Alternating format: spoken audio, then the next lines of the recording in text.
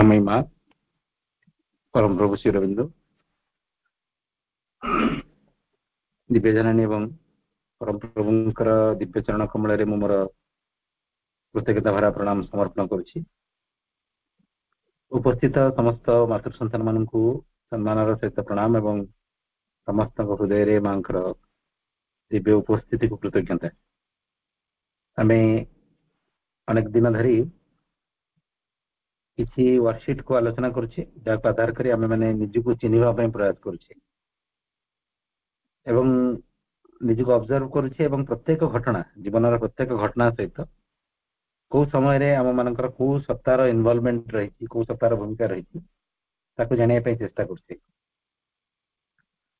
धीरे धीरे अपभाई माने ए कथाटी प्रति स्पष्टता हासिल करुछंती जे कौ सत्तार भूमिका कौ स्थान रही कौ कार्य को कर्म को समय को सत्ता विशेष भाव में प्रमुख भूमिका ग्रहण करें से विषय धीरे धीरे स्पष्टता प्राप्त करें। आज आम परवर्ती आलोचना मध्य को जीवा आम पुस्तकटीर 21 नंबर पेज रो एक्सरसाइज फॉर सेल्फ ऑब्जर्वेशन ए विषय को आम पढ़ा।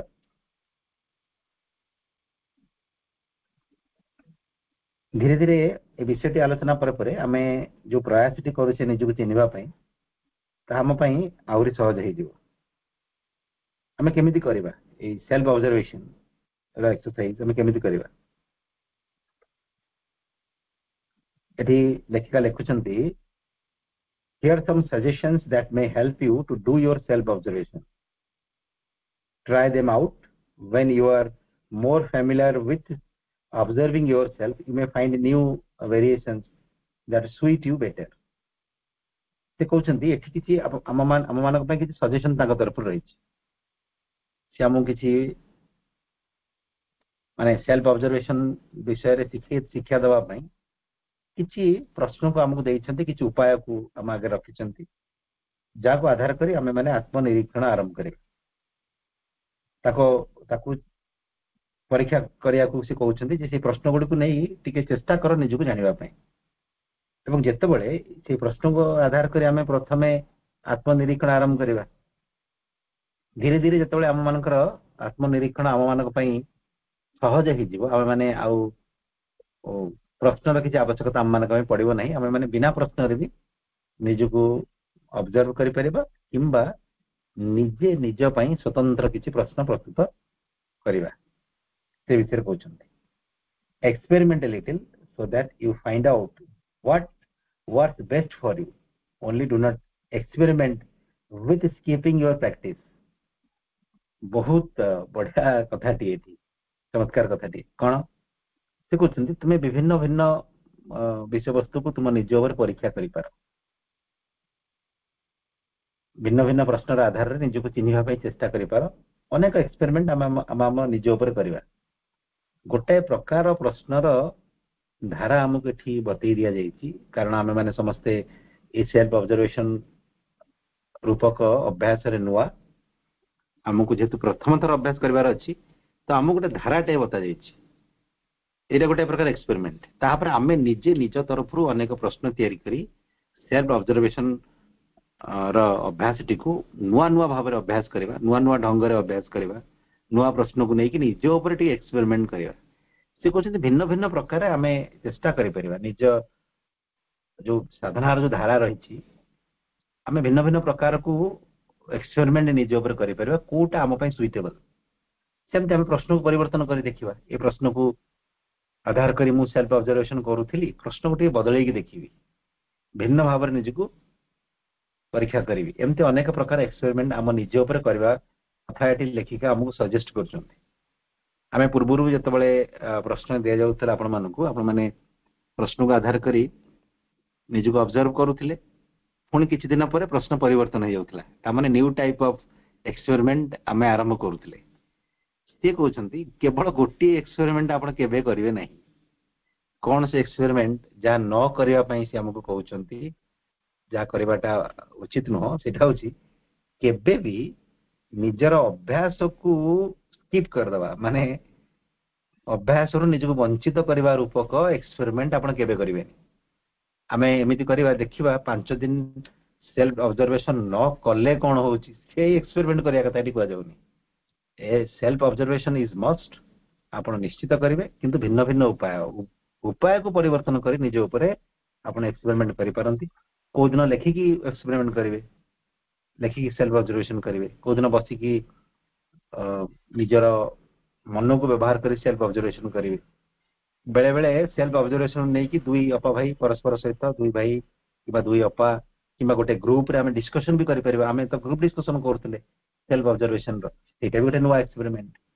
प्रश्नर पैटर्न को आप चेंज कर दे पारे गोटे प्रकार प्रश्न दि जाइए आप निजर पारिपार्श्विक अवस्था निजर प्रैक्टिकल सिचुएशन को नहीं आप प्रश्न को परिवर्तन भी कर दे पारे ये सब एक्सपेरिमेंट अलाउड किंतु सेल्फ ऑब्जर्वेशन न कले कौन हुए ये एक्सपेरिमेंट इज नॉट अलाउड केमिति कौन करवा से कथा से कहउछंती do this exercise when you have at least 20 to 30 minutes for yourself ए व्यायाम करवा ए जो साधनार पद्धति को अवलंबन करने समय आम सियोर हो मो पाखे 20 ରୁ 30 मिनिट फांका समय रही जो समय आपको किए डिस्टर्ब करेंगे ना एमती एक समय को आमको निर्धारित करा पड़ो और शोला पूर्व से भल समय 20 or 30 मिनिट्स आम फिक्स करवा नीरव बसवा गोटे नीरव स्थान रिलैक्स हो बसवा शांत नीरव भाव में सिट अलोन एकुटिया बसवा in a quiet place where you can feel relaxed make yourself comfortable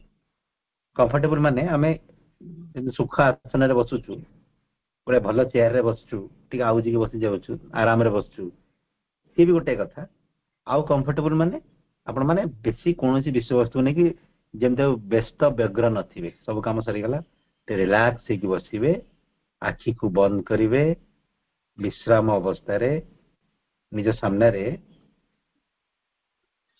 गोटे कौन ऑब्जेक्ट रखिकी निजर आखि तारी ऊपर पकेबे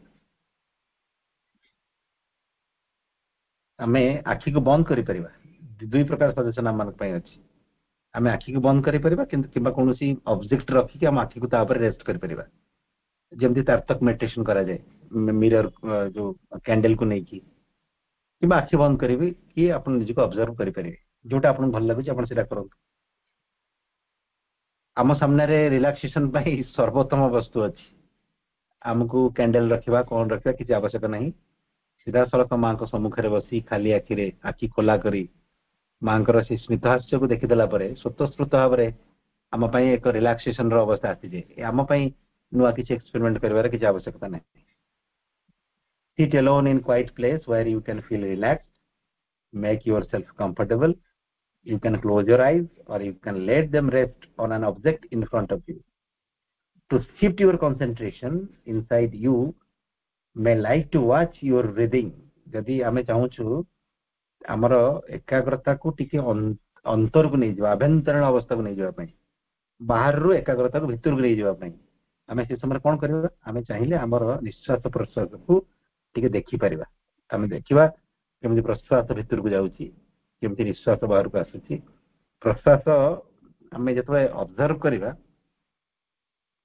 ऑब्जर्वेशन जोगु एकाग्रता जोगु ए ऑब्जर्वेशन और कंसंट्रेशन ए दीटा आमे एक सुंदर टूल दीटा आ पई धीरे धीरे जहां आम पई सूक्ष्म अछि से स्थूल हे जिवो आम पई जो प्रश्वास निश्वास जो वायुटी एटा सूक्ष्म आम कहीं भी फील करि परना स्वाभाविक अवस्था रे किंतु जतबेले आपण निश्वास प्रश्वास ऑब्जर्व करिवे से सूक्ष्म वायुटी धीरे धीरे आपण स्थूल भाव में फील करे आरंभ करिवे आपण देखिवे निश्वास प्रश्वास चालुवा समय आपणकर नाक एवं से जो वायु नली भितर आपण तार घर्षण को अनुभव करछंती तामाने आपणकर कंसंट्रेशन और ऑब्जर्वेशन कारणरू आपण जहाँ को जमा फील करि पार नथिले एटलीस्ट ताकते फील कले एवं से सूक्ष्मटी आउरी स्थूल अवस्था को जीव शेष को आप फील करेंगे जमती गोटे थ्रेड टाइप रोटे सूता भाया गोटे वस्तुटे कौन से ऑब्जेक्ट आपंकर प्रश्वास भीतर को जाऊँगी निश्वास बाहर को आसुँच आप फील करेंगे धीरे धीरे ऑब्जर्वेशन जब आप बढ़ेबे आप फील करेंगे जपरी गोटे कौन से ऑब्जेक्ट लाइट परी गोटे स्थूल माने कंडेन्स लाइट परी आपण भीतर को प्रवेश कर कुआड कुआड जाऊँगी आप भी जानीपर पूरा हाँ जमी कह जाए एंड पर्यंत आप फॉलो करेंगे ଏବଂ ଆ ସହିତ ଆମେ କଳ୍ପନାକୁ ବି ମିଶେଇ ପାରିବା। ଆପଣ ଆମର ଇମାଜିନେସନକୁ ୟୁଜ୍ କରି ଆମେ ଦେଖିବା ଯେମିତି ନିଶ୍ୱାସ ରୂପକ ପ୍ରଶ୍ୱାସ ରୂପକ ଗୋଟେ କୌଣସି ଭେହିକଲ ଗୋଟେ କୌଣସି ଯାନକୁ ବ୍ୟବହାର କରି ଆମେ ଧୀରେ ଧୀରେ ଧୀରେ ଧୀରେ ହୃଦୟ ମଧ୍ୟକୁ ପ୍ରବେଶ କରୁଛୁ। ଏଇ ବ୍ରିଦିଂକୁ ଆପଣ ଅବଜର୍ଭ କରିବାକୁ ଆରମ୍ଭ କରିବେ ଏବଂ ସେଇ ପ୍ରତ୍ୟେକ ପ୍ରଶ୍ୱାସର ସହିତ ଆପଣ ନିଜର ଅନ୍ତରର ଗଭୀରତା ମଧ୍ୟକୁ ପ୍ରବେଶ କରୁଛନ୍ତି ଏଇ କଳ୍ପନାଟି କରିବେ। Feel how we can go deeper within by sinking into the space left by the outgoing breath. तापरे start observing what is going on inside yourself. तापरे आमे आरंभ करिवा हमर अंतर रे कोन घटुची ताकू निरीक्षण करी। अंतर रे कोन घटुची ताकू भलो भाबरे बा ठीक भाबरे देखिवा चिन्हवा पूर्वरु हम कोन ऑब्जर्व करियो पड़ो। हमने खुला आखिरे आउटर सर्कमस्टेंसेस को ऑब्जर्व करू। मो सामने के छिड़ा है मो सामने कोन ऑब्जेक्ट अछि जो ऑब्जेक्ट अछि तार आकार कोन रंग केमिति आमे ताको ऑब्जर्व करू। आखि बंद कर देले आमे अंतर को ऑब्जर्व करबा पई आखि को बंद कले आउटर कंसंट्रेशन हटि जिवो बाहर रो एकाग्रता हटिबो एकाग्रता ती भितर को जिवो किंतु भितर आमे कोन ऑब्जर्व करबा। प्राथमिक अवस्था रे हमकु किछि ना किछि ऑब्जेक्ट दरकार जाको हमकु ऑब्जर्व करियो पड़िबो। हमकु हमर चिंता हमर भावना को ऑब्जर्व करियो पड़िबो। Observe your thought your feeling. Does your body give any signal? Watch this as an screen. हमर शरीर भीतर किछि सिग्नल आछि कि आमे ऑब्जर्व कले जानि परिबा। आमे चिंता एवं भावना को ऑब्जर्व करबा देखिबा हमर शरीर भीतर भी किछि ना किछि गोटे सेंसेशन आछुची ताकू फील करबा। जहाँ आछुची एटा कोन आछुची तार स्वरूप कोन एटा एई सब जिंस को विचार करबा को बसला माने से सेंसेशन टी विथड्रॉ हे जिवो। सेति में से सजेस्ट करछुदी try not to interfere just allow everything to come and go. किछि माने कोन जेतबेले आमे बेले बेले गोटे लाइट को फील करबा बेले बेले गोटे डिफरेंट सेंसेशन को फील करबा संगे संगे विचार करबानी एटा कोन फील करबानी विचार करबानी आमे केवल फील करबा केवल माने सेई कथाटी को घटिया पई देई देबा सरल भाव रे। लेट इट हैपन कोन घटी जाऊ एवं जेतबेले एई अवस्था रे किछि समय रही जिबा जेतबेले आमे एक डिफरेंट कॉन्शियसनेस को जिबा आमे फील करबा जे as if I have become a different personality different person। मत लागियो मो गोटे भिन्न व्यक्तित्व रे परिणत हे गेली गोटे भिन्न व्यक्ति रे परिणत हे गेली। हम समस्ते बेले बेले ए कथाटी को पूर्वरु भी एक्सपीरियंस करिथिबे समस्ते। जेतबेले हमर कोनसे को स्टडी सर्कल रे गोटे पाठचक्र रे हम भाग नउछे बेले बेले कलेक्टिव मेडिटेशन रे दर्शन डे समय रे आमे भाग नउछे आश्रम जाइथिबा प्लेग्राउंड मेडिटेशन किबा समाधि पाखरे मेडिटेशन दर्शन डे रे स्पेशल मेडिटेशन हम अटेंड करथिबे। जदी ठीक मेडिटेशन एवं स्टडी सर्कल परे परे हमनकर गसिपिंग भितर को कोलाहल भितर को डिस्टर्बेंस भितर को पसी जिबार अभ्यास नथिबो आपनकर स्टडी सर्कल सरी गला आपन किछ समय चुप ही बचिया पई यदि अभ्यास करिथिबे मेडिटेशन परे किछ समय चुपचाप निज सहित चुपचाप मांग सहित बचिबार अभ्यास यदि आपन पाखरे थिबो यदि थिबो किछि समय से जो स्पंदन को निज हृदय मध्य रे निजर चेतना मध्य रे धारण करी रखिबार यदि आग्रह आपन भितर थिबो आपण फील करिवे जे ता परे परे आपनकर कथा कहबार ढंग चेंज हे जाई आपनकर जो टोन रे आपनकर कंठस्वर रे गोटे भिन्न प्रकार शांति एवं मधुरता गोटे भिन्न प्रकार छंद एवं संगति आसी जाई। एपरि कि आपण निजर बॉडी मूवमेंट को ऑब्जर्व करिवे आपण चाली की ऑब्जर्व करिवे आपण देखिबे चालीबाटा गोटे रिदमिक और स्मूथ हे ठीक तार विपरीत भी आमे अनेक समय एक्सपेरिमेंट करिछि। मु जले एक्साइटमेंट अछि मोर कथाटी भिन्न प्रकार आसीबो मोर चाली हाथ हाथ गोडर जो मूवमेंट तार भंगिमा सब भिन्न प्रकार हबो माने कि तार ब्यूटी हरेबो तार हार्मोनी को हरेबो किंतु आपण राइट कॉन्शियसनेस बा यथार्थ चेतना को जानतु एपरिक आपणकर शरीर अंग प्रत्यंगर मूवमेंट भी ब्यूटीफुल और हार्मोनियस हो चमत्कार सुंदर एवं संगतिपूर्ण हो आम से रईट कन्सियसनेस को चलीगले सबकि ठीक हो आम पूरा संपूर्ण भाव में गोटे स्पष्ट पानी रे सबकि देखला परी आमे आम निजको अति स्पष्ट भाव में देखिपर तो ये जो कन्सियसनेस शिफ्टिंग गोटे साधारण ऑर्डिनरी कन्सियसनेस रु गोटे बहुत सुंदर कन्सियसनेस को चली जबार अभ्यास समस्ते सदा सर्वदा करवा दरकार प्रत्यह आम यही अभ्यास भी करवा 20-25 मिनिट बसिकी आमर कन्सियसनेस को आम शिफ्ट करवा शिफ्ट एवं यहाँ बहुत आवश्यक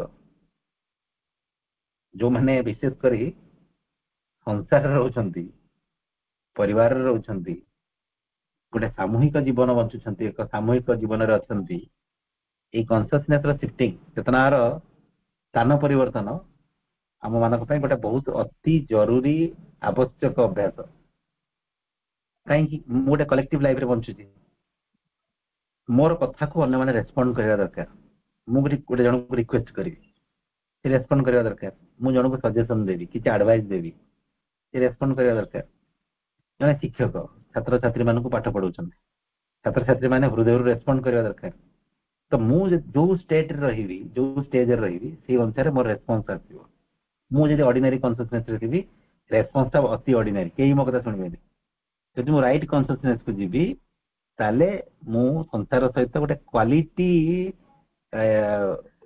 रिलेशन रखिपारि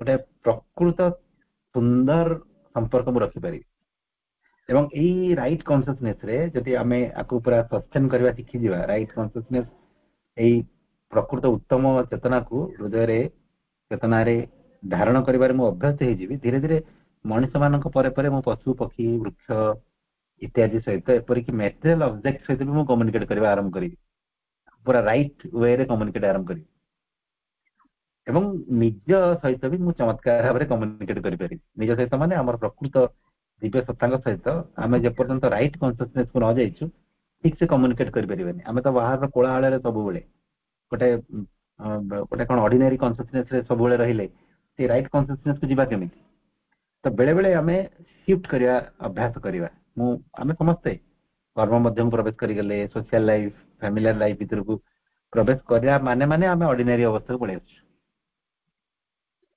सी तो स्वाभाविक कथा ये तो आम हाथ में नहीं आम सेमती एक अवस्था जन्म ग्रहण करूँ से एक जीवन बंचार आम अभ्यस्त यहाँ हूँ आम मान स्वाभाविक स्थिति से स्वाभाविक स्थिति से जो कंफर्ट जोन रु बाहर को आसिकी आमको आमर प्रकृत स्पीयर को प्रवेश कर भी अभ्यास करने पड़ो गोटे right thought right feeling right vibration भीतर को हम प्रवेश करवा सेटा बाहर नहीं मोर भीतर अच्छी से भीतर प्रवेश कर गोटे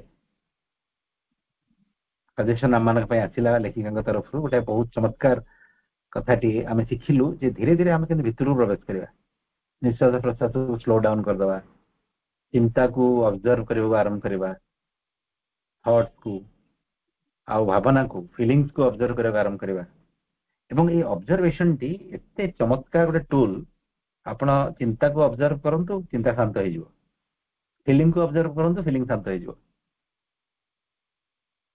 एटा आपण माने एक्सपेरिमेंट करके देखिए आपण कोन चिंता करछंती देखिबा पय चेष्टा करंतु चिंता बंद हो जिवो एटा बहुत चमत्कार गोटे उपाय तो आम ये चिंता एवं भावना को ऑब्जर्व करिकी निश्वास प्रश्वास को ऑब्जर्व करिकी इनर फीलिंग को जानिया पय चेष्टा करबा एवं किसी समय 20 मिनिट 25 मिनिट ये प्रयास आम कले धीरे धीरे आमर कन्सियसनेस शिफ्ट हो आम गोटे ऑर्डिनरी कन्सियसनेस रु गोटे हायर कन्सियसनेस को शिफ्ट हवा यही अवस्था आम निजको ऑब्जर्व करने को आरंभ करवा आम पूर्व जो ऑब्जर्वेशन आम करूले आम समस्त जानिछु आम आमर माइंड को नहीं मन को नहीं निजको ऑब्जर्व करूले यहाँ मोर मन कि प्राण कि शरीर यहाँ भूल कि ठीक आम क्या नहीं विचार करुचे मन को नहीं विचार करुचे हाँ से आवश्यक प्राथमिक अवस्था आम काली से कथा आलोचना करते बर्तमान भिन्न ढंग से आम निजको ऑब्जर्व करवा जो थॉट और फीलिंग चिंता और भावना को आप निरीक्षण करेंगे धीरे धीरे धीरे धीरे आप मन और प्राण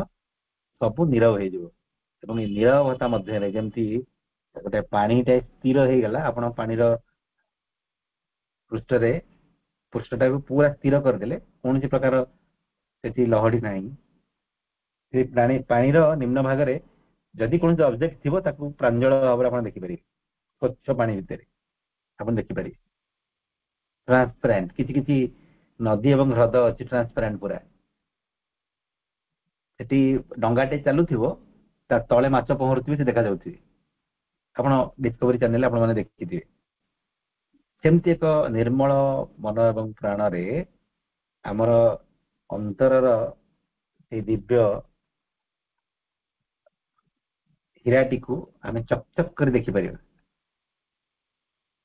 ଏଇ ସ୍ଥିର ମନ ଏବଂ ପ୍ରାଣର ଅବସ୍ଥାରେ ଆମେ ବାସ୍ତବରେ ପରଫେକ୍ଟଲି ନିଜକୁ ଅବଜର୍ଭ କରିପାରିବା। এই ଅବସ୍ଥାକୁ ଗଲା ପରେ ତାପରେ ଆମମାନଙ୍କ ପାଇଁ ପ୍ରଶ୍ନ ଲେଖିକା ଏଠି ପ୍ରସ୍ତୁତ କରି ଦେଉଛନ୍ତି ସେଲ୍ଫ ଅବଜର୍ଭେସନ ପାଇଁ, ଯେ ଆମେ ଦେଖିବା ଆମ ଭିତରେ କ'ଣ ଘଟୁଛି, what is going on inside you. It is easy to observe. ଆମକୁ ନିଜକୁ ଅବଜର୍ଭ କରିବା ସହଜ ନା କଷ୍ଟ ଆପଣ ନିଜେ ଦେଖିବେ। ପ୍ରଥମେ ସହଜ ଲାଗିବ, ପ୍ରଥମେ କଷ୍ଟ ଲାଗିବ, ତାପରେ ଅଭ୍ୟାସକୁ ଆପଣ ଜାରି ରଖନ୍ତୁ, ଧୀରେ ଧୀରେ ସହଜ ଲାଗିବ। If not what makes difficult. ଯଦି ସହଜ ଲାଗୁନି କିଏ କଷ୍ଟ କରୁଛି? ଆମେ ଜାଣିଛୁ ଯେ ଅଭ୍ୟାସର ଅଭାବରେ ମତେ କଷ୍ଟ ଲାଗୁଛି କଥାଟି, କିମ୍ବା ମୋର ମନ ଏତେ ବିଚଳିତ ଯେ ମୁଁ ଅବଜର୍ଭ କରିପାରୁନି, ପ୍ରାଣ ଏତେ ବିଚଳିତ ଯେ ମୁଁ ନିଜକୁ ଅବଜର୍ଭ କରିପାରୁନି। କ'ଣ ଡିଷ୍ଟର୍ବାନ୍ସ ଯାହା ଯୋଗୁଁ ଆପଣ ଅବଜର୍ଭ କରିପାରୁନାହାନ୍ତି ତାକୁ ଜାଣନ୍ତୁ। ଆମେ କାହିଁକି ଜାଣୁଛେ, ଜାଣିଲେ ହିଁ ତାର ସମାଧାନ ବାହାର କରିବା। Do you get so involved that you stop observing? ଏମିତି ହଜି ଯାଉଛି ଯେ ଆମେ ବେଳେ ବେଳେ ଆମେ ଅବଜର୍ଭ କରିବା ପାଇଁ ଅସମର୍ଥ ହଉଛୁ। ଆମେ ଦେଖିବା ସେ କଥାଟି। If so only at certain moment or constantly। ଯଦି ଆମେ ପୁରା ସମ୍ପୂର୍ଣ୍ଣ ହଜି ଯାଉଛୁ ଯେ ନିଜକୁ ନିରୀକ୍ଷଣ କରିବା ଆମ ପାଇଁ କଷ୍ଟକର ହଉଛି, ସେଟା ସବୁବେଳେ ହଉଛି ନା ମଝିରେ ମଝିରେ ହଉଛି, ବେଳେ ବେଳେ ହଉଛି, ତାକୁ ବି ଆମକୁ ଅବଜର୍ଭ କରିବାକୁ ପଡିବ। Does something get in the way and block your observation? If so, what causes the block? କିଛି କିଛି ଗୋଟେ ବାଧା ଆସୁଛି କି, ଯୋଉ ବାଧାର କାରଣରୁ ଆମେ ମାନେ ଆତ୍ମନିରୀକ୍ଷଣରୁ ବଞ୍ଚିତ ହଉଛେ, ସେ ବାଧାଟି କ'ଣ ତାକୁ ବି ଆମେ ଦେଖିବା। Are you able to prompt yourself to become an observer again? ଯେତେବେଳେ ବାଧାଟି ଆସିଗଲା, ସେ ବାଧା ଉପରେ ବିଜୟ ହାସଲ କରି ବା ବାଧା ଉପରେ ନିୟନ୍ତ୍ରଣ ଆଣି ଆମେ କ'ଣ ନିଜକୁ ପୁନର୍ବାର ନିରୀକ୍ଷଣ କରିବା ପାଇଁ ପ୍ରସ୍ତୁତ କରିପାରୁଛୁ କି? ଏଇ କଥାଟିକୁ ଆମେ ପ୍ରଥମେ ଦେଖିବା। ଏତିକି ତାପରେ ଆମର ଅବଜର୍ଭେସନଟି ପୁରା ପ୍ରାକ୍ଟିକାଲ ଲେଭେଲକୁ ଯିବ। ଆମକୁ ଗାଇଡ୍ କରାଯିବ ଆମେ କେମିତି ଆମର ଥଟ୍, ଆମର ଫିଲିଂକୁ ଅବଜର୍ଭ କରିବା, ଆମର ଫିଜିକାଲ ସେନ୍ସେସନ, ବଡିର ପ୍ରତ୍ୟେକ ପାର୍ଟକୁ ଅବଜର୍ଭ କରି ଆମେ ଆମର ସତ୍ତାର କୋଣ ଅନୁକୋଣକୁ ସ୍ପଷ୍ଟ ଭାବରେ କେମିତି ବୁଝିପାରିବା। ତାପରେ ଆମ ପାଇଁ ସେଇ ପ୍ରଶ୍ନ ଗୁଡ଼ିକ ଆସିବ, ଯୋଉ ପ୍ରାକ୍ଟିକାଲ କ୍ୱେଶ୍ଚିନ୍। ମୁଁ ତାକୁ ଟିକେ ଖାଲି ପଢି ଦଉଛି ଦ୍ରୁତ ବେଗରେ। ଆମେ ପୁଣି ଡିଟେଲ ଡିସ୍କସନକୁ ପରବର୍ତ୍ତୀ ସମୟରେ ଯିବା। ଆମର ଆଲୋଚନା ହବା ପୂର୍ବରୁ ବି ଆପଣ ମାନେ ଅବଜର୍ଭେସନକୁ ଆରମ୍ଭ କରିଦିଅନ୍ତୁ। ସେଥିପାଇଁ ମୁଁ ଟିକେ ଟିକେ ଖାଲି ପଢି ଦଉଛି, ତାର ଟିକେ ସାମାନ୍ୟ କେବଳ ଆଲୋଚନା କରିଦଉଛି। ପ୍ରଥମେ ଆମର ଚିନ୍ତାକୁ ଅବଜର୍ଭ କରିବା, ଅବଜର୍ଭ ୟୁର ଥଟ୍। ଯେତେବେଳେ ଆମେ ଥଟ୍କୁ ଅବଜର୍ଭ କରିବା, ଆମର ମସ୍ତକ ଉପରେ ଆମମାନଙ୍କର ଏକାଗ୍ରତା ରହିବା ଦରକାର। ଆମେ ମସ୍ତକ ଉପରେ ଏକାଗ୍ର ରହିକି ଚିନ୍ତାକୁ ଅବଜର୍ଭ କରିବା। ସେ ଚିନ୍ତାଟି କ'ଣ? କିଛି ସ୍ୱତନ୍ତ୍ର ଚିନ୍ତା ବାରମ୍ବାର ଆମର ମନ ମଧ୍ୟକୁ ପ୍ରବେଶ କରୁଛି କି? ଆମେ ତାକୁ ଦେଖିବା। ଯୋଉ ଚିନ୍ତା ଗୁଡ଼ିକ ବାରମ୍ବାର ଆମର ମନ ମଧ୍ୟକୁ ପ୍ରବେଶ କରୁଛି, ତା ସକାରାତ୍ମକ ନା ନକାରାତ୍ମକ? ଯୋଉ ଚିନ୍ତାଟି ଆମର ମଧ୍ୟକୁ ପ୍ରବେଶ କଲା ତା ନକାରାତ୍ମକ ବି ହେଇପାରେ, ସକାରାତ୍ମକ ବି ହେଇପାରେ। ସେଇଟା ଆମର ନିଜ ସମ୍ପର୍କରେ ନା ଅନ୍ୟମାନଙ୍କର ସମ୍ପର୍କରେ? ସେଗୁଡ଼ିକ କୌଣସି ବସ୍ତୁ ସମ୍ପର୍କରେ ନା କୌଣସି ଘଟଣା ସମ୍ପର୍କରେ? ସେଗୁଡ଼ିକ ଅତୀତ, ବର୍ତ୍ତମାନ ନା ଭବିଷ୍ୟତ ସମ୍ପର୍କରେ? ସେ ଚିନ୍ତାଟି ଆମ ଭିତରକୁ ଆସୁ ଆସୁ ଆମେ ସେ ଚିନ୍ତାର ସହିତ କିଛି ଆଲୋଚନା କରୁ କି? ତାମାନେ କିଛି ସମୟ ସେଇ ଚିନ୍ତାକୁ ଚିନ୍ତା କରୁ କି? ଏବଂ ସେଇ ଚିନ୍ତା ସହିତ କିଛି ଭାବନା ଯୋଡ଼ି ହେଇକି ଅଛି କି? ମୁଁ ଗୋଟେ ଛୋଟିଆ ଉଦାହରଣ ଦଉଛି ଏ କଥାକୁ କେବଳ ବୁଝିବା ପାଇଁ। କୌଣସି ବ୍ୟକ୍ତିଙ୍କ ବିଷୟରେ ଆମେ ଚିନ୍ତା କଲା ବେଳକୁ ଗୋଟେ ଭାବନା ବି ଜାଗ୍ରତ ହୁଏ। ଯଦି ସେ ବ୍ୟକ୍ତିଟି ଆମର ପ୍ରିୟ, ଗୋଟେ ଶ୍ରଦ୍ଧା, ଗୋଟେ ସ୍ନେହର ଭାବ ଜାଗ୍ରତ ହୁଏ। ଯଦି ସେ ବ୍ୟକ୍ତିଟି ଆମର ପ୍ରିୟ ନୁହଁ, ତାହେଲେ ଏକ ବିରକ୍ତି ଭାବ, ଗୋଟେ କ୍ରୋଧ ବି ଜାଗ୍ରତ ହୁଏ, ବେଳେବେଳେ ଈର୍ଷା ବି ଜାଗ୍ରତ ହୁଏ। ତ ସେଇ ଚିନ୍ତା ସହିତ କ'ଣ ଭାବନା ଅଛି ତାକୁ ବି ଆମକୁ ଅବଜର୍ଭ କରିବାକୁ ପଡିବ। ଏତିକି ହଉଛି ଆମର ମାଇଣ୍ଡକୁ ଅବଜର୍ଭ କରିବା। বা ମନକୁ ଅବଜର୍ଭ କରିବା। ତାପରେ ହୃଦୟ ମଧ୍ୟକୁ ଟିକେ ପ୍ରବେଶ କରିବା। ହୃଦୟର ବିଭିନ୍ନ ସ୍ତର ରହିଛି। ପ୍ରାଣର ଲୋକେସନ ବି ହୃଦୟ ପାଖରେ। ଆମେ ସରଫେସ ଲେଭେଲରେ ଦେଖିବା ହଉଛି ପ୍ରାଣ, ଆଉ ଟିକେ ଭିତରକୁ ପ୍ରବେଶ କରିଗଲେ ଅନ୍ତରାତ୍ମା। ତ ଆମର ହୃଦୟକୁ ଯୋଉ ଅବଜର୍ଭ କରାଯାଉଛି, ବିଶେଷ କରି ଆମେ କୋଉ ସେନ୍ସରେ ନବା, ଆମମାନଙ୍କର ଇମୋସନ, ଆମ ମାନଙ୍କର ସେଣ୍ଟିମେଣ୍ଟସ ଯାହା କୁହାଯାଏ, ଆମର ଭାବନାକୁ ଟିକେ ଅବଜର୍ଭ କରିବା। କଣ ସେ ଭାବନା? ସେ ଭାବନାଟା ବେଳେ ବେଳେ ପଜିଟିଭ ବି ଅଛି, ନେଗେଟିଭ ବି ଅଛି। ଯେମିତି ଥଟ୍ ପଜିଟିଭ ନେଗେଟିଭ ଅଛି, ଭାବନା ପଜିଟିଭ ନେଗେଟିଭ। ଜଣକ ପ୍ରତି ଶ୍ରଦ୍ଧା, ଏଇଟା ବି ଗୋଟେ ଭାବନା। ଜଣକ ପ୍ରତି ସଦିଚ୍ଛା, ଏଇଟା ଗୋଟେ ଭାବନା। ତ ଜଣକ ପ୍ରତି ଈର୍ଷା, କ୍ରୋଧ, ବିରକ୍ତି ଭାବ, ଇଏ ବି ଗୋଟେ ଭାବନା, ଗୋଟେ ଇମୋସନ। ପଜିଟିଭ ନେଗେଟିଭ ଆମେ ଅତି ସହଜରେ ଏ ବିଷୟରେ ବାରି ଦେଇପାରିବା। ଆମେ ହୃଦୟକୁ ଟିକେ ଅବଜର୍ଭ କରିବା। ହୃଦ କେନ୍ଦ୍ରରେ ଆପଣ ଏକାଗ୍ର ହେବେ। ପ୍ରଥମେ ମସ୍ତକରେ ଏକାଗ୍ର ହେଇଥିଲେ, ଏବେ ହୃଦ କେନ୍ଦ୍ରରେ ଏକାଗ୍ର ହେଇକି ନିଜର ଭାବନାକୁ ଟିକେ ଦେଖିବେ। ସେ ଭାବନାଟା ନିଜ ସମ୍ପର୍କରେ ନା ଭାବନାଟି ଅନ୍ୟ ସମ୍ପର୍କରେ? ସେ ଭାବନା ସହିତ କିଛି ଗୋଟେ ଇମୋସନ, କିଛି ଗୋଟେ ଆଉ କିଛି ଭାବ ଅଛି କି? ବିରକ୍ତି ଭାବ, ଖୁସିର ଭାବ, ଈର୍ଷାର ଭାବ, କୃତଜ୍ଞତାର ଭାବ, କ୍ରୋଧର ଭାବ, କିଛି ଗୋଟେ ଅଛି କି? ଆମେ ତାକୁ ଦେଖିବା। ସେ ଭାବନା ଆସୁଥିବା ସମୟରେ ଆମେ କଣ ଚିନ୍ତା କରୁଛୁ? ତାମାନେ ଭାବନା ସହିତ ଚିନ୍ତାକୁ ବି ଦେଖିବା। ପୂର୍ବରୁ ଆମେ ଚିନ୍ତା ସହିତ ଭାବନାକୁ ଦେଖୁଥିଲେ, ଏବେ ମୋର ଭାବନା ସହିତ କୋଉ ଚିନ୍ତାଟି ଆସୁଛି ତାକୁ ବି ମୁଁ ଟିକେ ଅବଜର୍ଭ କରିବି। ତାପରେ ଦେଖିବି ମୋ ସେ ଭାବନା ସହିତ ମୁଁ କିଛି କଥୋପକଥନ କରୁଛି କି? ସେ ଭାବନା ସହିତ ମୁଁ କିଛି ସମୟ କଟଉଛି କି? ମୁଁ ଦେଖିବି। ଏବଂ ସେ ଭାବନାଟି ମତେ କିପରି ପ୍ରଭାବିତ କରୁଛି, ମୋର ଚିନ୍ତାକୁ କିପରି ପ୍ରଭାବିତ କରୁଛି ତାକୁ ବି ଦେଖିବି। ମୁଁ ଦେଖିବି ଯେତେବେଳେ ସେ ଭାବନାଟି ଆସୁଛି ତା ସହିତ କିଛି ଗୋଟେ ଅତୀତର ସ୍ମୃତି ନେଇକି ଆସୁଛି କି? ଏଇଟା ବି ହୁଏ। ଆପଣ ଦେଖିବେ, ଆପଣ ଗୋଟେ ବିଷୟ ଭାବନ୍ତୁ, ଗୋଟେ ଭାବନା ଜାଗ୍ରତ ହେଇଗଲା। ସପୋଜ ଆପଣଙ୍କ ଭିତରେ ଗୋଟେ ସ୍ନେହ ଭାବନା ଜାଗ୍ରତ ହେଇଗଲା। ତ ଏଇ ସ୍ନେହ ଆପଣଙ୍କର ଯୋଉ ଯୋଉ ବ୍ୟକ୍ତି ମାନଙ୍କ ସହିତ ରହିଛି, ତାଙ୍କ ଭିତରୁ କେହି କେହି ବ୍ୟକ୍ତି ଆପଣଙ୍କର ମନେ ପଡିଯିବ। ଏବଂ ସେଇ ବ୍ୟକ୍ତିଙ୍କ ସହିତ କିଛି ଘଟଣା ବି ଆପଣଙ୍କର ମନେ ପଡିବ। ଏବଂ ସେ ଘଟଣାଟି ଯୋଉ ସ୍ଥାନରେ ଘଟିଥିଲା ସେଇଟା ବି ମନେ ପଡିଯିବ। ତାମାନେ ଫିଲିଂ, ଆମର ମାନଙ୍କର ଭାବନା କିଛି ମାତ୍ରାରେ ଆମର ଚିନ୍ତାକୁ ମଧ୍ୟ ପ୍ରଭାବିତ କରୁଛି। କୋଉ ଭାବନା ସହିତ କୋଉ ଚିନ୍ତାଟି ଯୋଡି ହେଇକି ରହିଛି, ବା କୋଉ ଭାବନା ଆସିଲେ କୋଉ ଚିନ୍ତାଟି ସ୍ୱତଃସ୍ଫୂର୍ତ ଭାବରେ ଆସି ଯାଉଛି, ଆମେ ତାକୁ ବି ଅବଜର୍ଭ କରିବା। ଇଏ ଗଲା ଆମର ପ୍ରାଣର ଅବଜର୍ଭେସନ। ତାପରେ ଶରୀରର ଅବଜର୍ଭେସନ। ଆମେ ଶରୀର ଉପରେ ଟିକେ ଏକାଗ୍ର ହବା। ଧୀରେ ଧୀରେ ଦେଖିବା ଆମର ମସଲ କୋଉ ଅବସ୍ଥାରେ ଅଛି।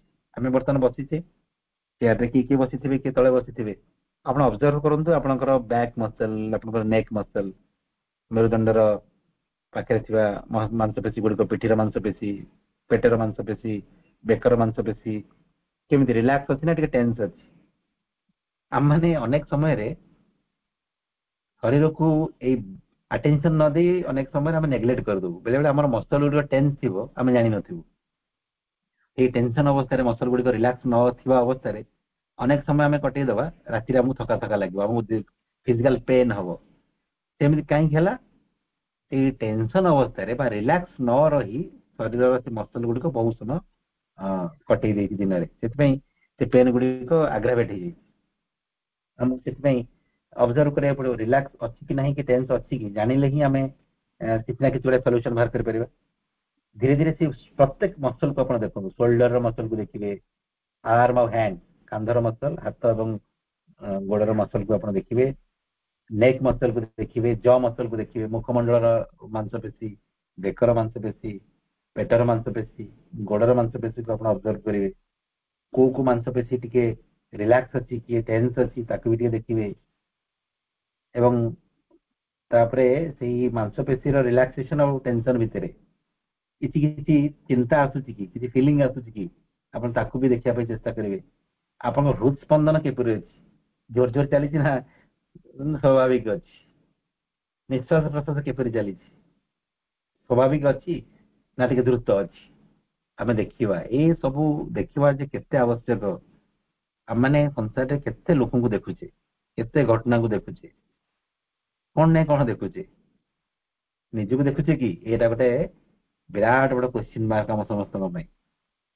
ଅନେକ ଲୋକଙ୍କ ସହିତ ଆମେ ତ ସାଙ୍ଗ ହଉଛେ, ଅନେକ ଲୋକଙ୍କ କଥା ଆମେ ବୁଝୁଛେ, ଚିନ୍ତା କରୁଛେ, ନିଜେ ନିଜ ସମ୍ପର୍କରେ କେତେ ବୁଝୁଛେ?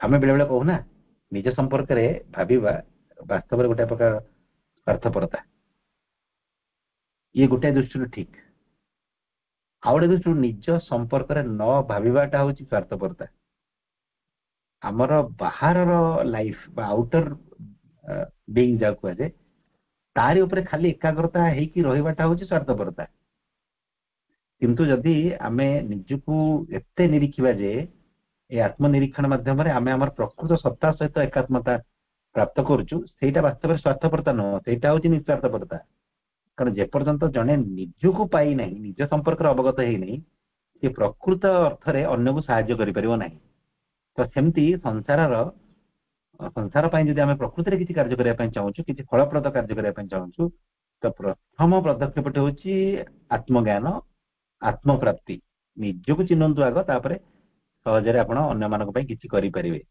निजको न चिन्ही अन्य मानक साहाय्य करिवार प्रयास आज पर्यंत जो माने करिसंती से माने शेषकु विफल हेइचंती एकथा मा निजे कहिसंती तो सेति भाई निजको न चिन्हवाटा होछि गोटे भिन्न दृष्टि देखिले प्रकृत स्वार्थपरता आम निज पई किछि समय दबा निजर चिंता निजर भावना निजर शरीर प्रत्येक अंग मानकर अवस्था को हृदस्पंदन ठू आरंभ करी निश्वास प्रश्वास गति पर्यंत हमको ऑब्जर्व करिया पड़िबो धीरे धीरे हम माने ए ऑब्जर्वेशन माध्यम रे अवेयरनेस आसीबो self observation leads to self awareness ए विषय हम किछि पढिचे पूर्व भी आत्म समीक्षा आत्मनिरीक्षण आत्मज्ञान पर्यंत नहीं जीव आत्मज्ञान पर हम मान आत्मनियंत्रण आसो तो से स्तर को आम जा आज अल्प अल्प किसी मु आलोचना करदेली आपण को आज सेल्फ ऑब्जर्वेशन सहज हम बोली आम आसंता काली भी ये कथाटी को डिटेल डिस्कशन करवा आहरी भल भाव में बुझापी चेष्टा करवा मातृचरण में प्रार्थना पूर्वक कृतज्ञतार भाव सहित मु मोर आलोचना टी समर्पण कर समस्त को अनुरोध करुच्ची आज आलोचना को आधार कर जदि किसी जिज्ञासा किसी प्रश्न रही आपने प्रश्न और जिज्ञासा को रखना बाकी समय तक से प्रश्न को आधार कर आम आलोचना आगे बढ़ो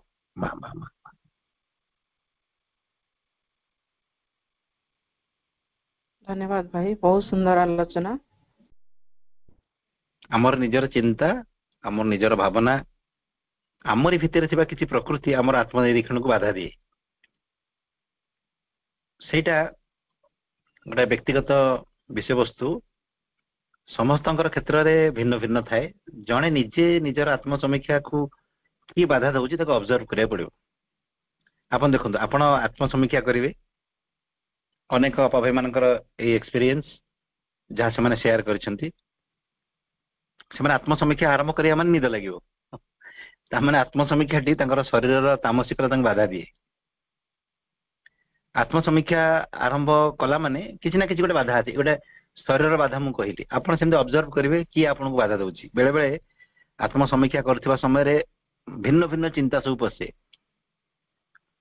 तामाने आपनकर आत्मसमीक्षा आपको आपनकर निजर मन बाधा दूसरी तार गोटे उदाहरण दी नि पारे आपण निजर गोटे कौन घटना को ऑब्जर्व कले आप आत्मसमीक्षा केमिति करेंगे दिन सारा घटना को ऑब्जर्व करेंगे सपोज किसी व्यक्ति सहित आप कथबार्ता होते आप घटना को ऑब्जर्व करी आपनकर मनोभाव किपरि थिला जानिया पे चेष्टा करछंती हठात कौन हम से घटना भितर किसी व्यक्ति को लेकिन जहाँ जहाँ घटी तार चिंतार आप हजिजे सेठी कौन कथा है को व्यक्ति कौन कहले क्या सहित आप कौन संपर्क से हजिगले आत्मसमीक्षा बंद हो जाए आपनकर मन से आपन को बाधा देला बेले बेले आत्म समीक्षा करथिबा समय किछि गोटे फीलिंग जागृत हो जाए कहा प्रति गोटे अफेक्शन रो फीलिंग कहा प्रति गोटे जेलसी रो फीलिंग किछि गोटे इरिटेशन जागृत हो जाए आपन से इरिटेशन भीतर हजि जिवे से फीलिंग रे हजि जिवे आपन आत्म समीक्षा बंद हो जाइथिबो एई सब बाधा सब हुए जो माने आत्म समीक्षा करिसंती से माने एको एक्सपीरियंस करथिबे एक्जाक्टली जो माने पूरा पिन पॉइंट निजको ऑब्जर्व करिवे कौन सी बाधा न थाई थॉट फीलिंग द्वारा देखिए आपण जे आत्म समीक्षा पई दिन सारा आत्म समीक्षा पई मात्र 5-7 मिनिट लागिवो मैक्सिमम 10 मिनिट लागिवो किंतु हमको बेले बेले आत्म समीक्षा पई 20 मिनिट 25 मिनिट 30 मिनिट भी लागे तार कारण आम मान थॉट माइंड रो फीलिंग रो अनेक प्रकार माने इंटरफेरेंस रहे सेति पई ଆମକୁ ଅବଜର୍ଭ କଲେ ହିଁ ଆମେ ଜାଣିପାରିବା କାହାର କଣ ବାଧା ରହୁଛି ଆତ୍ମସମୀକ୍ଷାରେ। ସେଟା ବ୍ୟକ୍ତିଗତ ପ୍ରଶ୍ନ, ଭିନ୍ନ ଭିନ୍ନ ବ୍ୟକ୍ତି ମାନଙ୍କର ଭିନ୍ନ ଭିନ୍ନ ହେଇପାରେ। ଆମେ ଯେତେବେଳେ ଗ୍ରୁପ ଡିସ୍କସନ ଭିତରକୁ ପ୍ରବେଶ କରିବା ଆମେ ବହୁତ ଇଣ୍ଟରେଷ୍ଟିଂ ଜିନିଷ ବି ଆସିବ ଆମ ସାମ୍ନାକୁ। ଅପଭାଇ ମାନେ ଯେତେବେଳେ ନିଜର ଫିଲିଂ କହିବେ କେମିତି ଆତ୍ମସମୀକ୍ଷାକୁ ଆମ ନିଜ ଭିତରେ ଥିବା ସତ୍ତା ମାନେ ମାନେ ଅବଷ୍ଟ୍ରକ୍ଟ କରନ୍ତି, ବାଧା ଦିଅନ୍ତି, ଆମେ ସେଟାକୁ ଅତି ସ୍ପଷ୍ଟ ଭାବେ ଜାଣିପାରିବା।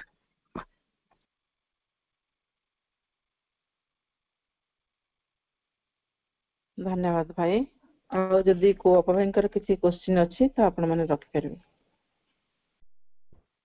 ବର୍ତ୍ତମାନ ଆପଣ ବସିଛନ୍ତି, ଆପଣଙ୍କ ଭିତରେ କିଛି ନା କିଛି ଚିନ୍ତା ଆସୁଛି, ସେଠି କୁହାଯାଉଛି ଆପଣ ଚିନ୍ତାକୁ ଅବଜର୍ଭ କରନ୍ତୁ। ଆମର ଯୋଉ ସେଲ୍ଫ ଅବଜରଭେସନ ଟି, ଆମେ ଆମର ଚିନ୍ତାକୁ ଅବଜର୍ଭ କରିକି ଆରମ୍ଭ କରିବା। ଫାଷ୍ଟ ଆମର ଥଟ୍ କୁ ଦେଖିବା, ତାପରେ ଫିଲିଂ କୁ ଦେଖିବା, ତାପରେ ଆମର ଶରୀରର ଅବସ୍ଥାକୁ ଦେଖିବା। ଆପଣ ଆରମ୍ଭ କରନ୍ତୁ, ଚିନ୍ତାର ଅବଜରଭେସନ ଆରମ୍ଭ କରିବା କଥା କୁହାଯାଉଛି।